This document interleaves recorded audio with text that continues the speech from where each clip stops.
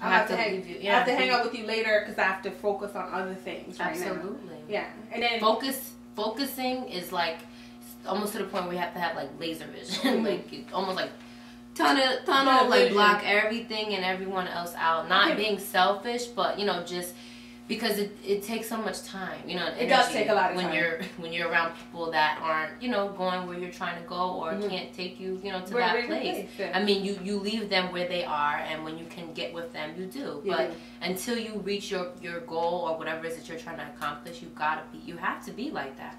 No one that I know that's been successful at whatever it is they were trying to be successful at had time to hang out. No, because I honestly believe, I am a product of that environment. Sometimes it takes you a little growing up, you know, to get to that point. No, but the thing is, and the reason I say I'm a product of that environment, when I started my business, I was 23 years old, or 24, and I was in Michigan, going to school full-time for my graduate degree, working full-time for an employer, and start my business.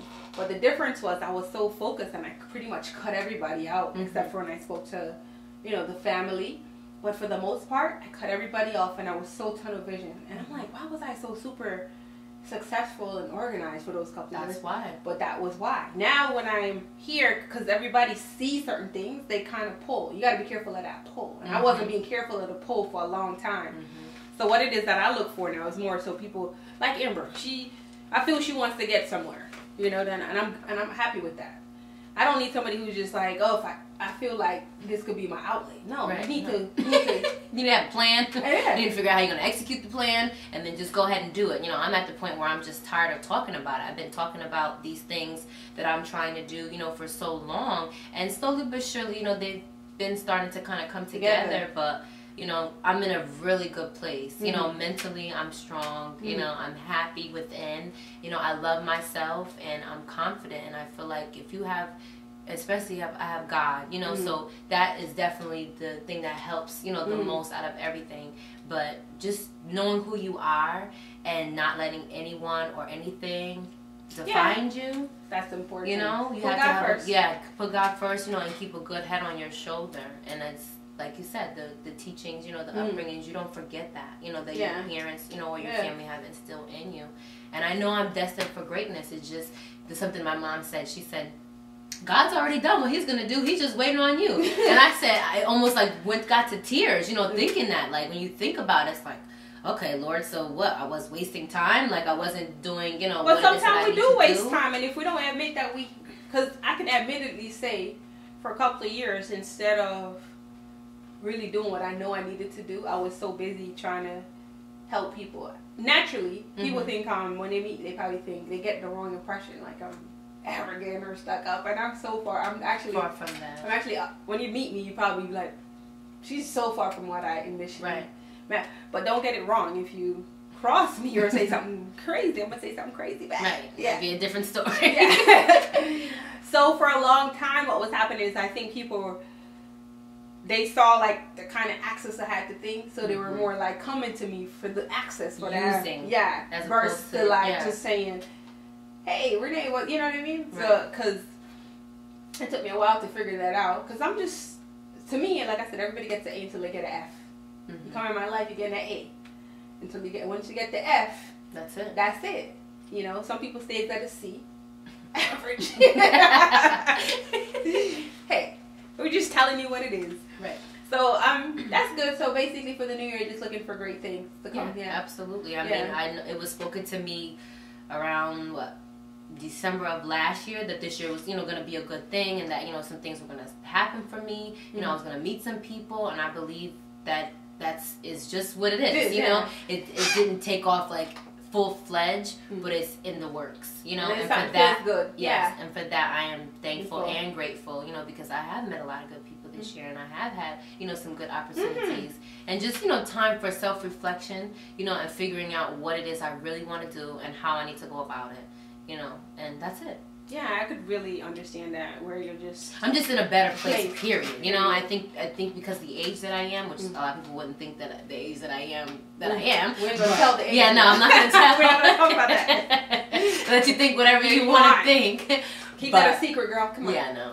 But, Yeah, I think that really is what it is. You know, just like I said, it's different times of your life, you know, you go through things. Different things, yeah. It just makes you, you know, who you are. And I can definitely say that all my experiences and the things that I have been through have made me the person that I am today. And I'm so much stronger, you know, and just better. Like, yeah, I could test that. I think, you know, things that I thought broke me, you know, or just, break you. No. For me, I think what happened, to be honest with you, you know, you ever felt like you did so much stuff when you're young? Yeah. Like by the time I was 26, I accomplished everything I thought I needed to accomplish when you're 40. Right.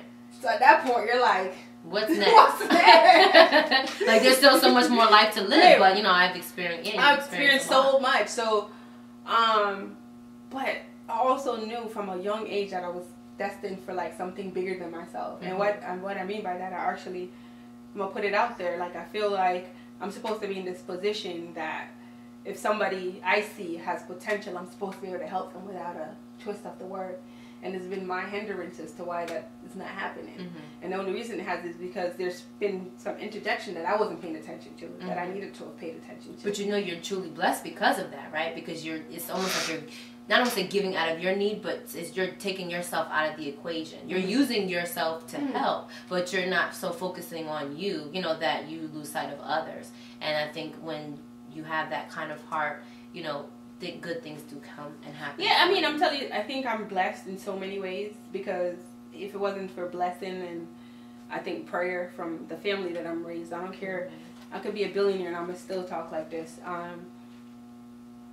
It's like there's people who I thought wanted good for me, but all they really wanted was what I had, or think my life is better. Don't you hate that? And they don't even know what I'm going through or what's happening. But I'm not a complainer. You know what I'm saying? You're not.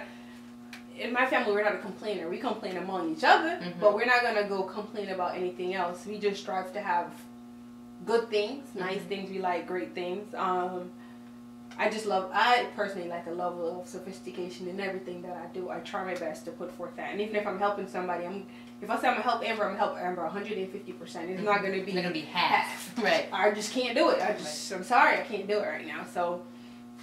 my advice to my lounge viewers right now, me and Amber's getting to our little personal... I know, right? Forgetting that way to be a film.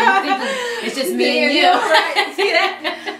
So, whatever you do, when you feel a negative energy around you, it could be your mom or your dad. Keep them at a distance until you figure out where you need to be. Somebody told me that once, and it was the best blessing I've ever had. You have to look out for you. Yeah. You really do. And not to say to cut your parents off. I'm just saying. No, you just have to look out for you. Yeah. At the end of the day, you came in this world, you know, by yourself. You're going to leave by yourself. You know, even if you have other responsibilities and things, you just can't lose sight of who you are, you know, or the things that you're striving to do and be. That's all. I mean, you can worry about others as well, because like I said, it's not being selfish. You don't want to be so self-centered and so focused on you that you lose sight of everything else. But at the same time, you do have to love yourself, because if you don't love you, who's gonna love you? I mean, you can't give anything to anyone if you don't love yourself. You just can't. You can't. You really can't. I can definitely attest to that. Once you love yourself and you're comfortable with you, I tell you something. Be more open. You're gonna be more open. I'm so comfortable with me. I tell people that I'm an only, even though I have a brother, we're so far apart that I think I'm an only child. So I have the only child syndrome. And what that means is I'm the person that could be at home for 2 weeks in the house, and people like, you ain't leave the house? I'm like, no, I was happy. And just content. Just content. Only thing I need is internet. If I don't have internet, I may go a little nuts. Right. But outside of that, I enjoy I read books. I educate myself. You can entertain yourself. You don't feel like you need people. Yeah. So once you get to that level, you're all right. Oh, I'll give you a scenario. Just what happened. we may get a little hippie on this here on our comments and the YouTube. Go right and comment down there. We don't care. So let me put this out. So I went to a dinner for a friend, you know, and my cousin actually invited me to the dinner. She gonna kill me for this, but whatever. But I know the young lady for a very long time, and the person who put the dinner together, I guess, wasn't aware that I was coming. But instead of making me feel welcome, you could obviously see she had a dislike for me being there and started texting across the table and everything. And I'm one to pick up on the most obvious things, like because you're observant. Yeah, you're not gonna just be sit back, you know, like you don't know like what's going like on. Frivolous, right? Like I didn't understand what that was about, and I'm like, that's so strange because I'm the person I entertain all the time. Our house is made for entertaining. I know this. This is what we do. So even if somebody comes to my house who I don't care for, they would never know that. You would never make them feel that way. Yeah. And then I'm thinking, the person who was doing this little thing knew the girl since like high school. Come to find out, they only friends for 2 years and acting like they know each other forever. I know her way longer than this young lady, and my cousin were the only two that knew her the longest at the table. So it made sense for me to be there. And honestly, I was saying to Jen, I don't know if I want to, I don't know if I want to go. But Jen's like, come on, she's always there for me. I was like, you know what? She is always there for me. You're 100% right. So I'm going to come and stuff. And I was like, what we going to get her? So I was all excited to go to the dinner until I got there and saw the obvious. Just like, I'm only bringing that to the attention is because this person claimed to be an event planner. And I'm like,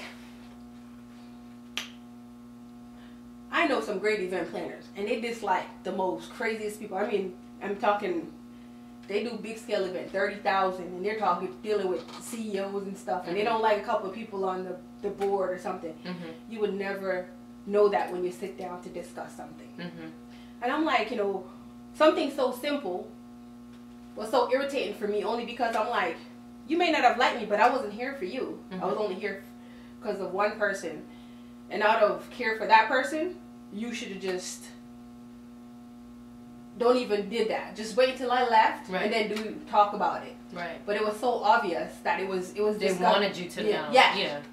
And that's so rude. Yeah. And it's impersonal. Right. And what kills me? I don't like when ugly people do ugly things. Right. You can't. It makes you look more ugly. So that's what's crazy to me. Yeah. I'm like, this funky looking girl talking crap. Like, really? So I was just like, you know what? It is what it is. I didn't even get to really mention it to my cousin because I was like, maybe it won't be a next time because overall, you don't ever want to go anywhere and feel like that. Right. No one does. But the funny part is, it's like almost like deliberate. Yeah, it was so deliberate that I knew. So once she did that, I started texting people too. I'm like, I was talking about you too, so it ain't no big thing. I was like, this chick did not want me here, did she? Because I already knew based on how the reaction were. And I'm like, you don't need it to pretend, but you could just be like, hey, thanks for coming. You just be cordial. Yeah, you don't have to It wasn't be even fake. cordial. It was just like obvious. It was disgusting. I was just like, and then annoyed. Like, where did that come from? Where did that come from? I didn't have nothing against it. The funny part is, I have nothing against the young lady. I've probably met her acquaintance twice. We haven't had a real conversation. We've never sat and talked. Wow. I don't even know her for her to even act like that. Unless somebody told her something, which could be the case. Somebody could have told you something, which is fine, but you keep that between you and the person. That's how I look at that. Like, and there's another thing too. One of my girlfriends said to me, Trish, the one who does my hair, Newton Koenig, she said something that was very interesting. When a female, and it's okay to have a girl night. Girl night to me is 6-7 people. When you start having 20, 30 girls at a girl night, this is something a little weird. And it says for a person who like to have so many girls around them, you're something wrong. I was like, I never thought of that until she pointed out. I said, what do you mean by that? She said, Renee, you have a lot of friends. I do. Some of them are closer. Some of them are whatever, associate, whatever. You were here at my party. Probably like 80 people came for the night, for the whole night, coming through, eating. I know a lot of people, if not more. But don't you deal with them on a regular basis. But they're great people that I love. Yeah, to be around. Right. But at the same token, I'm like, you know what? When I'm traveling, I just like to travel with 4 girls or less, if not just by myself. And it's just too many things go on when you have like too many attitudes, too many things, too many of that. And then it's like I call it like a woman ego or like a complex. And you know what too? Be careful. I'm gonna give you this advice. Be careful of the person the girlfriend that you have that always want to be in the middle. Meaning, at every given occasion, you're always in the middle. Be very careful of that person. You're playing in their movie versus your own. Right? I never knew or thought of it like that. Yeah, somebody pointed that out to me too. They're like a person who always want to be in the middle. Be very careful of them because they're playing in their movie. To try to get shine? Yeah, like they need that fulfillment. Well, yeah. Probably trying to, well, yeah, because there's always probably one or two that might stand out a little bit more. Yeah. So then in order to get, feel better about themselves or get more attention brought to them, then they feel like they have to be in the center. Yeah. At the center of attention. I never knew that. See, because for me, depending on the environment I'm in or where I'm at, I could be the quietest person in the room. But that doesn't mean I won't get the attention still. Right. But some people are just... They just have to have it. Yeah. Yes, I didn't. I mean, I like attention, but I'm not going to just do odd things just to get it, you know? Hold on. I like that you said that. There's nobody in this world that does not like attention. Hence why you have Facebook. Stop lying. Right. That's social media. Yeah. You're posting your time when you go to the restroom and all this nonsense. Attention. You're posting pictures every day. Attention. Right. You have over 3,000 pictures on your thing. Attention. Hello. Right. Like you're taking a picture of yourself in a mirror. This is what kills me the most. You know the ones that they post where you go click of them in the mirror. Right. What is that? What is that about? I don't know. And then they think they look good, and you're like, hide from my wall. Like, I don't want to see that. I'm like, people are so like. You know what I like to post? I like to post events and things that I do. Only because I think one thing I do like about Facebook, it kind of timelines certain things. Yeah. You get a timeline of history and things that you do. So for that reason, I like Facebook. So if I go to an event, I like... and post. Yeah. Amber did my makeup. Newton Kane did my hair. Right. Rohan did the photography. It's a nice thing to post because you had this great little team that came together for this one thing. Like you're showing respect. Right. And I look great because it wasn't just because Renee put herself together. It was because I had this team of people that made me look this good. So I love that. So for that reason, I like to post those pictures and say, oh, look what Amber and... But everybody loves attention. I hate when people be like, no, I just... No. Yeah, the truth be told, everybody likes attention. It's just how you get it at the end of the day. So, on to business. So, you're into... How do you feel about... the Lounge Media Conference coming up? I'll give you a little synopsis about it. I'm very excited, actually. I mean, I saw the post that you posted yesterday on Facebook, and I put a like to the comment. I know she spoke with me briefly about it before, so when I seen it, I was like, great, good to get the the word out and start gathering these people, that we want to have for so we're definitely going to have like a serious production. I'm looking to have it at the one of the best hotels in Connecticut. It's at the Hyatt Greenwich in Greenwich. It's a Diamond Star hotel, meaning you can't get any better stars than that.